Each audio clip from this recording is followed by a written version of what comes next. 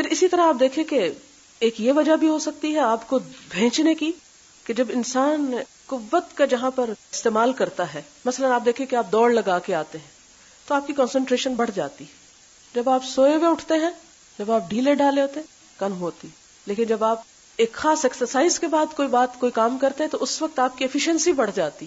تو وحی کو قبول کرنے کے لیے جبریل علیہ السلام نے بھیجا کہ ایفیشنسی بڑھ جائے.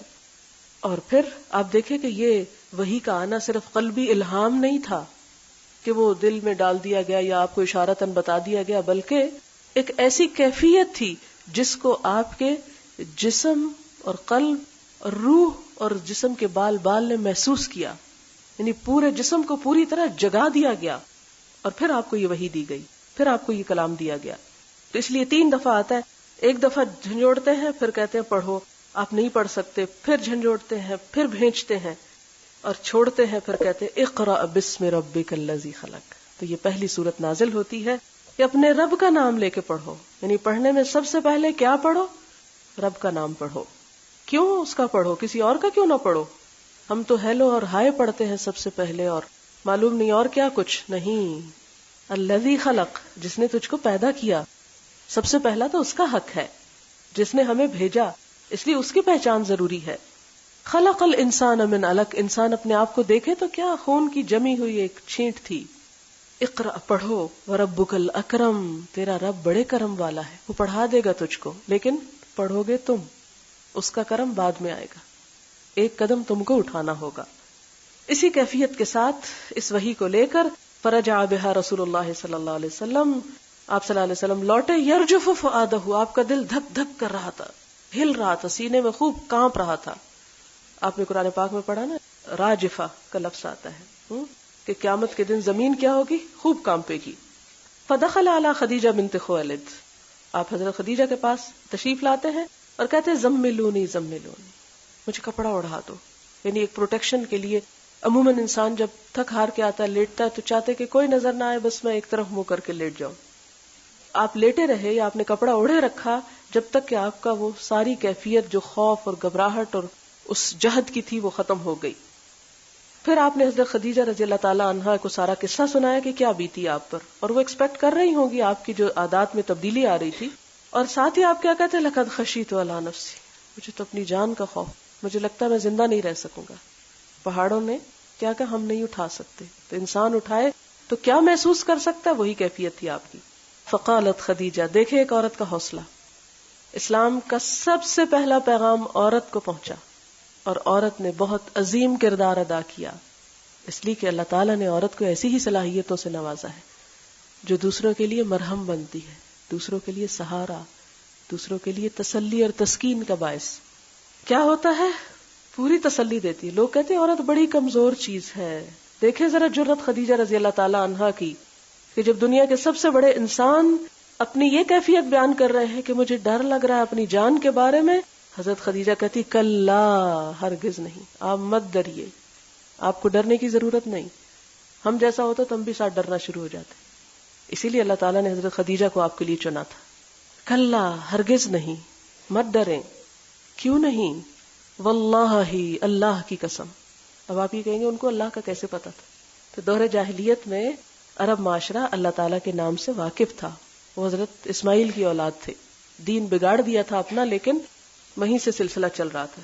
واللہ ما یخزیک اللہ ابدا، اللہ آپ کو ہرگز رسوا نہیں کرے گا، کبھی بے عزت نہیں کرے گا. کیوں؟ کیونکہ آپ کے اندر یہ صفات ہے. اب جو شخص یہ چاہے کہ دنیا میں عزت سے جیے، وہ اپنے اندر یہ صفات پیدا کر لے. اور یہ صفات آپ صلی اللہ علیہ وسلم کے اندر اسلام لانے سے پہلے یا نبی بننے سے پہلے بھی پائی جاتی تھی. کیا ہے وہ صفات؟ انک لتصل الرحم، آپ رشتوں کو جوڑتے ہیں، آپ صلہ رحمی کرتے ہیں. رشتوں کو جوڑنے کا مطلب کیا؟ کہ ان پر احسان کیا جائے. سمپل ایک لفظ، ان پر احسان کرو. وہ برا بھی کریں تو اچھا کرو. وتحمل الکل، اور بوجھ اٹھاتے ہیں، یعنی دوسرے لوگوں کا بوجھ، کمزوروں کا بوجھ اپنے ذمہ لے لیتے. اور بوجھ سے مراد یہ نہیں کہ کسی کے اوپر اگر کوئی چیز لدی ہوئی تو آپ خود اٹھا لیتے، یہ تو کرتے ہی تھے آپ. یعنی دوسروں کے غم بانٹنا، دوسروں کی پریشانیاں دور کرنا، دوسروں کی مدد کرنا. وتکسب المعدوم، تکسبو اور آپ کماتے ہیں، المعدوم جو ہے نہیں. یہ بڑا بلیغ سا لفظ ہے. مطلب یہ ہے کہ آپ غریبوں کے لیے کمائی کر کے ان کو کھلاتے ہیں، ان کو دیتے ہیں. یعنی معدوم چیز جو لوگوں کے پاس ہوتی نہیں، عدم میں ہے، لوگ نہیں پاتے، آپ اس کو کما لاتے ہیں، آپ اس کو لے آتے ہیں اور کس کو دیتے ہیں؟ ان کو جا دیتے ہیں، یعنی ان پہ احسان کرتے ہیں. یعنی معدوم کو کماتے ہیں، یہ لفظی معنی ہے کہ جن کے پاس نہیں ہے ان کے لیے آپ کما کے ان کو دیتے ہیں. اگر ہمیں ہو تو ہم کہتے ہیں اللہ ان کو کھلائے جن کو اس نے پیدا کیا، ہمارے اوپر کیا ذمہ داری کہ ہم کسی کو کچھ دیں. تو ہمارا امتحان ہے کہ اگر ان کا حصہ اللہ نے ہماری جیب میں رکھ دیا تو ہم ان کو بھی کچھ دے دیں جن کے پاس نہیں ہے. وَتَقْرِ الضَّيْفَ اور مہمان نوازی کرتے ہیں. وَتُعِينُ عَلَى نَوَائِبِ الْحَقِّ تعینو آپ مدد کرتے ہیں، علا اوپر، نوائب نائبہ کی جمع. نائبہ کہتے ہیں کوئی اہم ترین کام زندگی میں پیش آ جانا، کوئی حادثہ، کوئی واقعہ، کہ حوادث میں آپ کیا کرتے ہیں؟ مدد کرتے ہیں لوگوں کی. لیکن کون سے حوادث؟ الحق، جو حق راہ میں پیش آتے ہیں. یہ نہیں کہ اگر کسی نے قتل کر دیا اور لوگ اس کی جان کے درپے ہیں تو آپ قاتل کو بچا جاتے ہیں، یہ مراد نہیں. نوائب الحق یعنی حق کی خاطر یا حق مصیبتیں جو نازل ہوتی ہیں، لوگوں کے اوپر مشکلات آ جاتی ہیں، آپ ان میں ان کی مدد کرتے ہیں. یہ تھا وہ اخلاق جو آپ صلی اللہ علیہ وسلم کا نبوت سے پہلے بھی تھا، جس کی وجہ سے آپ کو چن لیا گیا. اور حضرت خدیجہ پورے اعتماد، پورے یقین، پورے کانفیڈنس کے ساتھ کہتی ہیں آپ کو اللہ کبھی رسوا نہیں کرے گا، اس لیے کہ آپ تو سب کے ساتھ اچھائی کرنے والے ہیں. یہ ہے صلہ اس انسان کا کہ جو سب کے لیے اچھا سوچے اور کسی کے لیے برا نہ چاہے. فانطلقت به خدیجہ، کتنی سمجھدار بیوی ہیں. فوراً آپ کے لیے وہ شخص تلاش کرتی ہیں جو آپ کو اس وقت مورل سپورٹ دے سکے. مکہ کے ایک بہت بڑے عالم کے پاس لے جاتی ہیں ان کو. ان کا نام کیا؟ ورقہ بن نوفل. یہ حضرت خدیجہ کے کیا ہے؟ کزن ہے، فرسٹ کزن، چچا کے بیٹے ہیں. اس سے یہ بھی اندازہ لگائیں کہ حضرت خدیجہ کا سارا خاندان ایک بہت دولت مند، مہذب، علم والا، اس سوسائٹی کا اعلیٰ ترین حسب نسب والا خاندان تھا. وکان عمران تنصر فی الجاہلیہ، ورقہ نے دور جاہلیت میں شرک چھوڑ کر عیسائیت اختیار کر لی. اور اس سے یہ بھی پتہ چلتا ہے کہ عیسائی مشنریز اس دور سے کام کر رہی ہیں. ظاہر ان تک پیغام پہنچایا ہوگا تو وہ عیسائی ہوئے، کیونکہ مکہ میں تو عیسائی نہیں رہتے تھے. وکان یکتب الکتاب العبرانی، اور وہ عبرانی زبان لکھا کرتے تھے. کتاب بمانا لکھائی کے ہے، یعنی تحریر، کہ عبرانی تحریر لکھنا جانتے تھے. فیکتب من الانجیل بالعبرانیہ، تو انجیل کو عبرانی زبان میں لکھا کرتے تھے. ما شاء اللہ ان یکتب، جو اللہ چاہے، نہیں جتنا اللہ ان سے کام لیتا تھا وہ کیا کرتے تھے. اس سے یہ پتہ چلتا ہے کہ آپ صلی اللہ علیہ وسلم کی آمد سے پہلے کتابت موجود تھی. اس زمانے میں بھی لکھنے کا طریقے موجود تھے، اور صرف عربی نہیں، عبرانی بھی لکھی جاتی تھی. انجیل اگرچہ سریانی زبان میں اتری ہے، لیکن پھر وہ ترجمہ در ترجمہ ہوتے ہوتے اب عبرانی ہیبرو میں ہی ہے. فکان شیخا کبیرا قد عمی، حیرت ہوتی ہے، ورقہ بن نوفل نابینا ہے پھر بھی لکھا کرتے تھے. شوق ہے نا، اور ہم دیکھتے ہوئے بھی نہیں لکھتے. تو اللہ جس پہ فضل کرے. بوڑھے ہو چکے تھے، اندھے ہو چکے تھے، اس کے باوجود جو جانتے تھے اس کو لکھ لیا کرتے تھے. ظاہر ہے دوسروں کی مدد کے ساتھ بھی لکھا کرتے ہوں گے. فقالت لہ خدیجہ یا ابن ام، اے میرے کزن، اسمع من ابن اخیک، اپنے بھائی کے بیٹے سے بات سنو. یعنی اپنے شوہر کے لیے ابن اخی کا یعنی ان کے والد عبداللہ کی طرف اشارہ ہے. ظاہر ان کے دوست ہوں گے، ان کے ہم اثر ہوں گے، تو ان کے بچے کی بات سنو. یہ ایک بہت محبت کا انداز ہے، ایک ایسوسیشن اور ایک تعلق کو ظاہر کرتا ہے. فاخبرہ رسول اللہ صلی اللہ علیہ وسلم خبر ما رأى، آپ نے جو دیکھا اس کی اطلاع دی. فقال له ورقہ، ورقہ نے کہا ھذا الناموس، یہ ناموس. ناموس کا لفظ اردو میں بھی استعمال ہوتا ہے. ناموس نون میم سین سے ہے، نمس، سرگوشی کرنا. ناموس کہتے ہیں بادشاہ کے رازدار کو. ناموس ہر سرگوشی کرنے والے کے لیے نہیں، بادشاہ کا رازدار. اور بادشاہ کا رازدار کون ہوتا ہے؟ جو بہت اس کا مقرب ہو. حضرت جبریل علیہ السلام کے لیے وہ ناموس کا لفظ استعمال کرتے ہیں. کیوں؟ اس لیے کہ وہ اللہ تعالیٰ کے رازدار ہیں، اللہ تعالیٰ سے وحی لے کر پیغمبروں تک لاتے رہے ہیں. یہ یاد رکھیے کہ ناموس خیر کے رازدار کے لیے اور جاسوس شر کے رازدار کے لیے استعمال ہوتا ہے. اپوزٹ ہے ایک دوسرے کے. کہتے ھذا الناموس، جبریل نہیں کہتے ھذا الناموس، جو ان کا ایک طرح سے لقب ہے. الذی نزل اللہ علی موسیٰ، جو اللہ تعالیٰ نے موسیٰ علیہ السلام پر اتارا تھا، یہ وہی ہے. یا لیتنی فیہا جزعن، کاش میں اس وقت جوان ہوتا. جزع کہتے ہیں مویشیوں کے ینگ بچے کو، جیسے گائے ہوتی ہے تو اس کا جو نوجوان بچہ ہوتا ہے اس کے لیے جزع کا لفظ بولتے ہیں، یا بھینس کے اسی طرح. بچڑا چھوٹا ہوتا ہے ذرا اس سے بڑا ہوتا ہے، جو جس کو پنجابی میں ویڑ بولتے ہیں، جس کو یعنی درمیانی عمر میں. کاش میں اس وقت نوجوان ہوتا کہ میں آپ کا ساتھ دیتا اور دیکھتا کہ آپ کیا کرتے. لیتنی اکون حیا، کاش میں اس وقت تک زندہ رہتا اذ یخرجک قومک، جب تیری قوم تجھے نکال باہر کرے گی.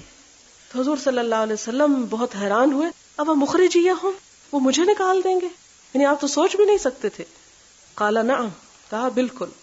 لم یأت رجل قط بمثل ما جئت به الا عودیا، جو کچھ تم لے کر آئے ہو، جو پیغام تم پہنچانا چاہتے ہو، یہ جس نے بھی دیا وہ ضرور دشمنی کیا گیا. وَإِن يُدْرِكْنِي يَوْمُكَ، اور اگر پا لیا مجھ کو تیرے اس دن نے، یعنی میں اس دن تک زندہ رہا، یہ ایک محاورہ ہے، انصرک نصرا مؤزرا، تو میں تیری بہت زبردست مدد کروں گا. اس سے کیا پتہ چلتا ہے کہ ورقہ مسلمان ہو گئے تھے. ثم لم ينشب ورقہ، تو پھر نہ رہے ورقہ زیادہ دن کہ وہ فوت ہو گئے. وفطر الوحی، وہی بھی بند ہو گئی. ورقہ بھی فوت ہو گئے، وہی کا آنا بھی بند ہو گیا. اب سوچیں حضور پہ کیا گزری ہوگی کہ اب مشورہ کس سے کروں، یہ کیا ہوا میرے ساتھ. ابن شہاب کہتے ہیں، یہ ابن شہاب زہری ہیں، یہ ایک اور روایت اب یہاں پر لاتے ہیں، دوسری روایت یہاں جمع ہے. اور جابر بن عبداللہ سے کہتے ہیں کہ یحدث عن فترۃ الوحی، یہ فترۃ الوحی کیا چیز تھی. وہ اپنی حدیث میں کہتے ہیں کہ آپ صلی اللہ علیہ وسلم سے بینما انا امشی اذ سمعت صوتا من السماء، کہ وہی مجھ پہ کیسے آئی کہ میں آسمان سے ایک آواز سنی. فرفعت بصری، میں نے اپنی نگاہ اٹھائی. فاذا الملک الذی جاءنی بحرا، کہ وہی حرا والا فرشتہ جو میں نے دیکھا تھا، جالس علی کرسی، ایک کرسی پہ بیٹھا، بین السماء والارض، اتنی بڑی کرسی جو آسمان زمین کے درمیان تھی، وہ فرشتہ بیٹھا ہوا مجھے نظر آتا ہے. یعنی وہی ختم ہونے کے بعد دوبارہ اس شکل میں فرشتہ نظر آتا ہے. فرعبت منہ، پھر میں ان سے مروب ہو گیا، ڈر گیا. فرجعت، پھر میں لوٹ آیا. فقلت زملونی زملونی، فانزل اللہ تعالی، اللہ تعالیٰ نے پھر یہ سورت اتاری، یا ایھا المدثر قم فانذر والرجز فہجر، تک یہ 5 آیتیں اتری. فحمی الوحی، حمیہ کا مطلب ہوتا ہے تپ جانا، یعنی ایسا تپنا کہ ٹھنڈا نہ ہونا. پھر تو وحی کا سلسلہ گرم ہو گیا اور کبھی وحی نہیں رکی، آتی ہی چلی گئی وقتاً فوقتاً. وتتابع، تتابع پیروی کی یعنی کثرت کے ساتھ آتی چلی گئی. اور اس حدیث کی مطابقت کی ہے عبداللہ بن یوسف اور ابو صالح نے، اور ہلال بن رداد نے زہری کے ساتھ، اور یونس اور معمر نے. اب یہ مطابقت کیا ہے انشاءاللہ علم حدیث کو ساتھ آگے بیان کروں گی تو اس میں آپ کو یہ بات پھر سمجھ آ جائے گی. آگے بھی یہ چیز آئے گی، اس لیے وہاں اس کی وضاحت ہوگی. اور معمر نے بوادرہ کا لفظ استعمال کیا ہے اپنی روایت میں فؤادہ کی جگہ، اور بوادر بادرۃ ان کی جمع ہے. بادرہ کہتے ہیں مونڈے اور گردن کے درمیان کا گوشت جو ڈر کے وقت پھڑکنے لگتا ہے پیچھے سے. چونکہ یہ بالکل ابتدا ہے اس لیے میں بہت ٹھہر ٹھہر کے پڑھا رہی ہوں کہ آپ ذرا مانوس ہو جائیں. اب آپ فکر کر رہے ہوں گے کہ اگر انہوں نے ایک دن میں 2 ہی حدیثیں پڑھائی ہیں تو یہ آگے کیا سلسلہ چلے گا. تو بات یہ کہ ابھی میں صرف آپ کو مانوس کر رہی ہوں کہ آپ کے کان ذرا یہ باتیں سننے کے عادی ہو جائے. کیونکہ ہماری عام زندگی میں تو صرف کپڑے اور کھانے کی باتیں ہیں، یہ تو کسی اور ہی دنیا کی باتیں، اس لیے ذرا سی اس میں مجھے ٹھہرنا پڑے گا حتیٰ کہ آپ چل پڑیں. ابھی تو آپ جاگیں گے، پھر بیٹھیں گے، پھر اٹھیں گے، پھر چلیں گے، پھر دوڑیں گے. حدثنا موسیٰ بن اسماعیل، موسیٰ ابن اسماعیل بیان کرتے ہیں ہم سے، قال حدثنا ابو وانا، ہم سے ابو وانا نے بیان کیا، قال حدثنا موسیٰ بن ابی عائشہ، ہم سے موسیٰ بن ابی عائشہ نے بیان کیا، قال حدثنا سعید بن جبیر، ہم سے سعید بن جبیر نے بیان کیا، عن ابن عباس، ابن عباس سے، فی قولہ تعالی، اللہ تعالیٰ کے اس قول میں، لا نہ تحرک، تم حرکت دو، بھی ساتھ اس کے یعنی وحی کے، لسانہ کا اپنی زبان کو، لتعجلا کہ تم جلدی کرو، بھی ساتھ اس کے. قال وہ کہتے ہیں کان رسول اللہ صلی اللہ علیہ وسلم کہ آپ صلی اللہ علیہ وسلم یعالج من التنزیل شدتاً، یعالج پاتے تھے من التنزیل وحی کے اترنے کو، شدتاً شدت کے ساتھ، یعنی حضرت صلی اللہ علیہ وسلم پر قرآن اترنے سے بہت سختی ہوتی تھی. تو وکان مما یحرک شفتیہ، آپ تھے اس میں سے جو حرکت دیتے اپنے دونوں ہونٹوں کو، یعنی جب آپ پہ وحی اتر رہی ہوتی تھی تو اتنی شدت ہوتی تھی کہ آپ اپنے دونوں ہونٹ یعنی تیزی سے ہلانا شروع کر دیتے. فقال تو کہا ابن عباس نے، فانا تو میں، احرکہما حرکت دیتا ہوں ان کو، لکا تمہارے لیے، کما جیسا کہ، کان رسول اللہ صلی اللہ علیہ وسلم تھے نبی صلی اللہ علیہ وسلم، یحرکہما وہ حرکت دیتے تھے ان کو. وقال سعید بن جبیر کہتے ہیں، انا میں، احرکہما حرکت دیتا ہوں ان کو، کما جیسا کہ، رأیت میں نے دیکھا، ابن عباس ابن عباس کو، یحرکہما وہ حرکت دیتے تھے ان کو. فحرکا تو انہوں نے حرکت دی، شفتئی ہی اپنے دونوں ہونٹوں کو. فانزل اللہ تعالی تو اللہ تعالی نے اتارا، لا تحرک نہ حرکت دو، بہی ساتھ اس کے، لسانہ کا اپنی زبان کو، لتعجل بہی کہ تم جلدی کرو ساتھ اس کے، انا بے شک علینا ہمارے ذمہ ہے، جمعہ اس کو جمع کرنا، وقرآنہ اور اس کو پڑھوانا. قالا فرمایا، جمعہ لکا یعنی جمع کرنا اس کو آپ کے لیے، فی صدر کا آپ کے سینے میں، وتقرأہ اور تم پڑھو گے اس کو، فاذا قرأناہ پھر جب ہم پڑھ لیں اس کو، فاتبع تو آپ پیروی کریں، قرآنہ اس کے پڑھنے کی. قالا فرمایا، فاستمع لہ تو غور سے سنو اس کو، وانصت اور خاموش رہو، ثم پھر، انا یقیناً، علینا ہمارے ذمہ ہے، بیانہ اس کو بیان کرنا، ثم پھر، انا علینا ہمارے ذمہ ہے، ان تقرأہ کہ تم پڑھو اس کو. فکان رسول اللہ صلی اللہ علیہ وسلم تو تھے نبی صلی اللہ علیہ وسلم، بعد ذالک اس کے بعد، اذا اتاہ جبریل جب آتے آپ کے پاس جبریل، استمع تو غور سے سنتے، فاذا انطلق جبریل پھر جب چلے جاتے جبریل، قرأہ النبی صلی اللہ علیہ وسلم پڑھتے تھے اس کو آپ صلی اللہ علیہ وسلم، کما قرأہ جیسا کہ جبریل پڑھتے تھے اس کو. اب اس حدیث میں ہم پہلے تو سمپل ہے سند دیکھتے ہیں، اس میں حدثنا بھی ہے، قالا بھی ہے. اس حدیث کے راوی ابن عباس ہیں. ابن عباس مفسر قرآن ہے. وہ قرآن پاک کی سورۃ القیامہ کی اس آیت کی تفسیر بیان کرتے ہوئے یہ حدیث لائے ہیں، لا تحرک بہ لسانک لتعجل بہ، کہ آپ صلی اللہ علیہ وسلم کو قرآن پاک میں اس بات کی تلقین کی گئی، یہ بتایا گیا کہ آپ قرآن پڑھتے ہوئے اپنی زبان کو حرکت مت دیں، یعنی جب آپ کو سنایا جا رہا ہو تو آپ صرف سنیں، ساتھ ساتھ نہ پڑھیں. ہم میں سے بھی بہت سے لوگ اس طرح کرتے کہ جب بہت اچھی کوئی قرات کر رہا ہو تو ساتھ گنگنانے لگتے ہیں، یا جو چیزیں ہمیں زبانی یاد ہوں وہ ہم دوسرے کو بتانے کے لیے کہ ہم کو آتی ہیں، ہم بھی ساتھ پڑھنا شروع کر دیتے ہیں. تو قرآن پاک کے سننے کا ایک ادب ہے، احترام ہے، اور وہ کیا کہ اذا قرئ القرآن فاستمعوا لہ، کہ جب قرآن پڑھا جا رہا ہو تو اس کو صرف غور سے سنو. تو گویا وحی کے اترنے کی کیفیت کا ایک اور پہلو یہاں بتایا جا رہا ہے کہ آپ پر جب وحی اترتی تھی تو آپ کو کیا حکم تھا کہ آپ غور کے ساتھ اس کو سنتے رہیں. ابن عباس کہتے ہیں کہ آپ صلی اللہ علیہ وسلم وحی کے اترنے کی جو شدت ہوتی تھی اس کا یوں علاج کرتے تھے کہ آپ اپنے ہونٹ ہلانا شروع کر دیتے تھے. یعالج جو ہے نا، معالجہ کرنا، یعنی کس کا؟ شدت کا. کس چیز کی شدت؟ تنزیل کی شدت کا. وَكَانَ مِمَّا يُحَرِّكُ شَفَتَيْهِ اور آپ اس شدت کی وجہ سے ساتھ ساتھ اس کو زبان سے پڑھنا شروع کر دیتے یا ہونٹ ہلاتے. ابن عباس کہتے ہیں کہ میں تمہیں بتاتا ہوں کہ آپ کے ہونٹ کیسے ہلتے. اب یہ ہے استاد کی ضرورت، اور اگر وہ سلسلہ یوں چلتا رہتا، ہر راوی آگے، کیونکہ ہم نے تو اب کتابوں سے علم لینا شروع کر دیا نا، بتانے والے تو چلے گئے، ختم ہو گئے، کہ جو آپ صلی اللہ علیہ وسلم سے یعنی صحابہ کرام سے کافی عرصے تک یہ سلسلہ جاری رہا کہ اگر کسی نے حضور صلی اللہ علیہ وسلم کو مسکراتے ہوئے کچھ سنا تو وہ حدیث بیان کرتے ہوئے، اس قصے کو روایت کرتے ہوئے ضرور مسکراتے تھے. عبداللہ بن عمر ایک خاص حدیث سناتے وقت اپنا بٹن کھول لیتے تھے یہاں کا، کہ جب میں نے آپ سے یہ سنا تھا تو آپ کا بٹن کھلا ہوا تھا. اسی طرح کوئی خاص اشارہ ہوتا، کسی خاص مقام پر کوئی بات ہوتی تو اس کو بھی ساتھ وہ روایت کرتے تھے کہ ہم نے یہ بات، شوق کی بات ہے نا، جیسے آپ اپنے کسی دوست کا ذکر کرتے کہ ہم نے فلاں کے ساتھ فلاں جگہ پر یہ بات کی تھی اور فلاں حالت میں. تو اسی طرح صحابہ کرام بھی اس ساری کیفیت کو بھی روایت کرتے. ابن عباس کہتے کہ میں اسی طرح تمہیں ہونٹ ہلا کر دکھاتا ہوں. کس کو بتاتے ہیں؟ یہ سعید بن جبیر کو. آپ کے ذہن میں پہلے سوال آیا ہوگا کہ صحابہ کرام ایک حدیث سننے کے لیے مصر جا رہے ہیں، دمشق جا رہے ہیں، اور حالانکہ خود بھی صحابی ہیں، کیا ضرورت تھی ان چیزوں کے لیے کہ ہم اس سے سنیں گے جس نے آپ سے سنا تھا، کہ ہمیں وہ یہ بھی ساتھ بتائے کہ آپ کیا کر رہے تھے اور کیسے سنا رہے تھے. یہ ہے محبت، یہ ہے شوق. سعید بن جبیر جو ہیں یہ بھی صحابی ہیں، چونکہ وہ اس وقت موقع پہ نہیں تھے، اس لیے ابن عباس اس موقع کی ساری ڈسکرپشن دیتے ہیں، کہتے میں تمہیں بتاتا ہوں کیسے حرکت دیتے تھے.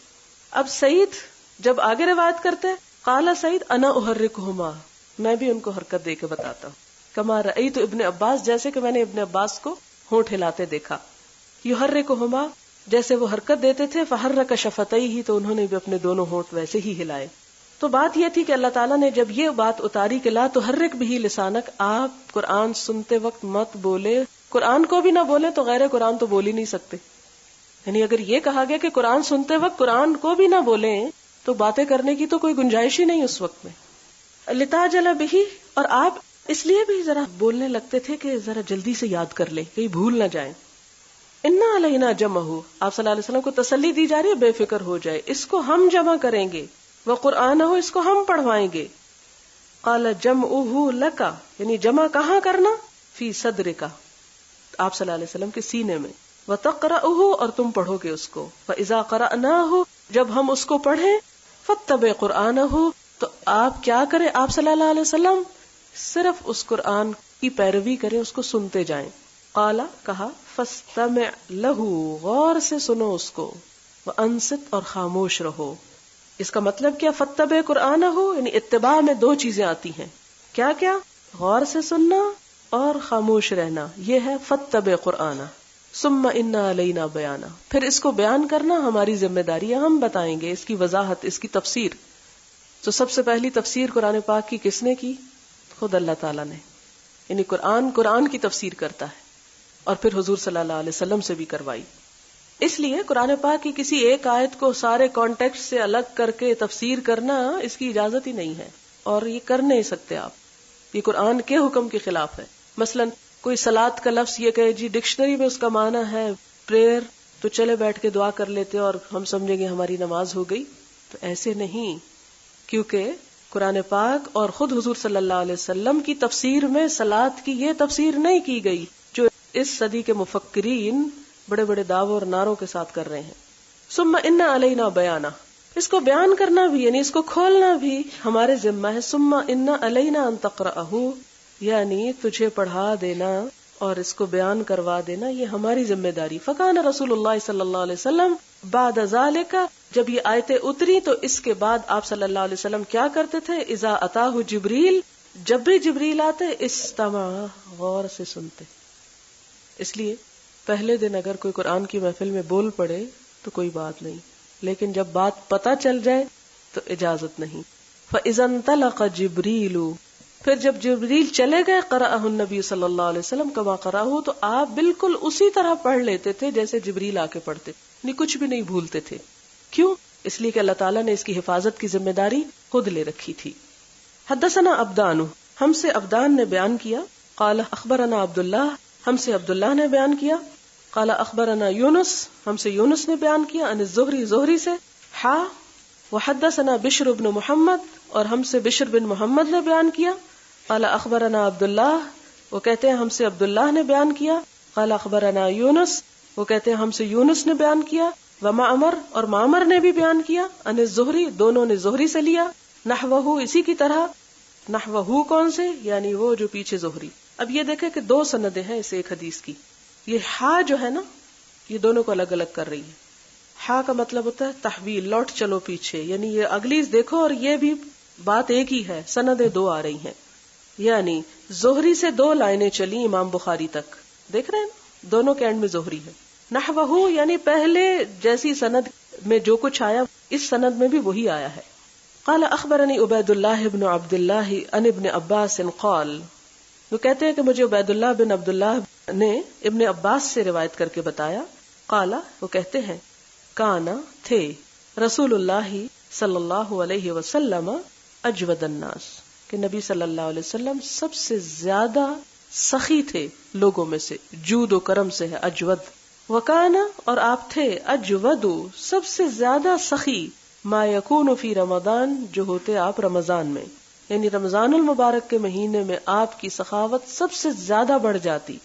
حین یلقاہ جبریل، خاص طور پہ جب جبریل آپ سے ملاقات کرتے.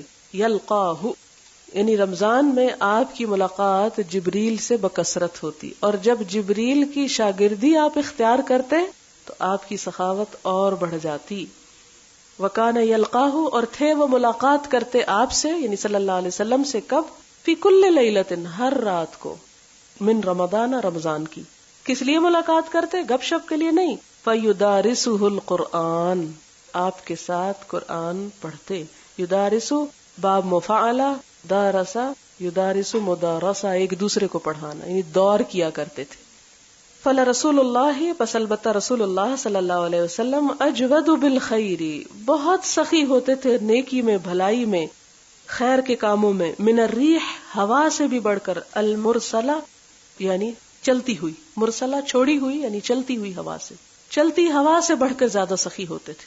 ذرا اس حدیث کی تفسیر دیکھیے. کان رسول اللہ صلی اللہ علیہ وسلم اجود الناس، کہ آپ کی سخاوت کی کوئی مثال نہیں، سب سے زیادہ سخی تھے. اور سب سے زیادہ سخی ہونے کے باوجود رمضان میں سب سے زیادہ بڑھ کے سخی ہوتے، یعنی سب لوگوں سے بڑھ کے بھی اور سارے سال سے بڑھ کے بھی رمضان میں سخی ہوتے جب آپ کو جبریل کی ملاقات ہوتی. اس سے کیا پتہ چلتا ہے کہ انسان جب ایک اچھی صحبت میں بیٹھتا ہے تو اس کے نیکی کرنے کی رفتار اور تیز ہو جاتی ہے. وہ چیزیں جو اس کو بھولی ہوئی ہوتی یا اس میں تھوڑی کمی آ جاتی. آپ دیکھیں کہ ہم میں سے کس کو نہیں پتا کہ نیکی کرنی چاہیے، لیکن ہم نہیں کرتے علم ہونے کے باوجود. مگر صحبت صالح، اچھے لوگوں کی کمپنی، وہ لوگ جو اچھے کام کر رہے ہوتے ہیں، ان سے ملاقات، ان کو دیکھ کر پھر شوق پیدا ہوتا ہے کہ ہم بھی اور آگے بڑھیں.